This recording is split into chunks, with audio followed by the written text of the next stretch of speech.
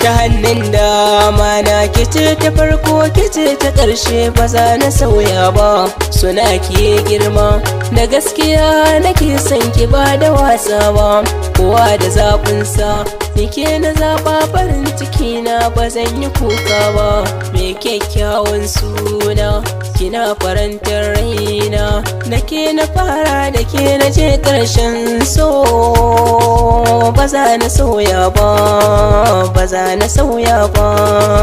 daga iya hasadan mutum in ya ganki ba za ya kushe ba kina da kunya kina da tsafta mai kyan hali da kyan haiba so na ki ya shige raina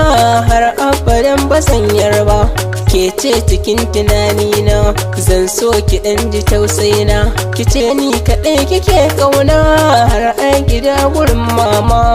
har a gida gurin baba soyayya ruwan zuma ce ke ɗai zuciya take so san ki a zuciya yi rasai da ke na aminta ɓangaren so yarinya a bar kwatance da san ki walla na yi dace burina wa mu kasance batun auren ki na kudirce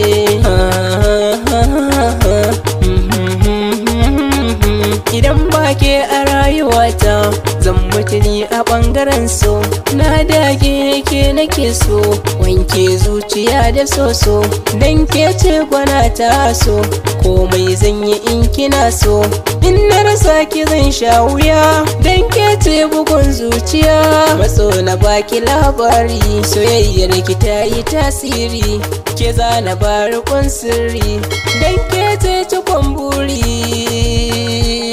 ke ce cikon buri soyayya daɗi maradi na aure ki nishaɗin raina kunni ya jiyo kalamanki ki yarda da ni zoben ƙauna na saka a hannunki ya fahimci batun da rai ki zamto ta wani na zamnaki na zamto jarumi zan kare haƙi naki ko agun yaƙi ba ke ba fargaba inda ni ba abin da za ya same ki na ɗau alƙawari babu ɗa namijin da za ya rabe ki so ya zamto mabuɗi a gare ki nake ta kauɗi.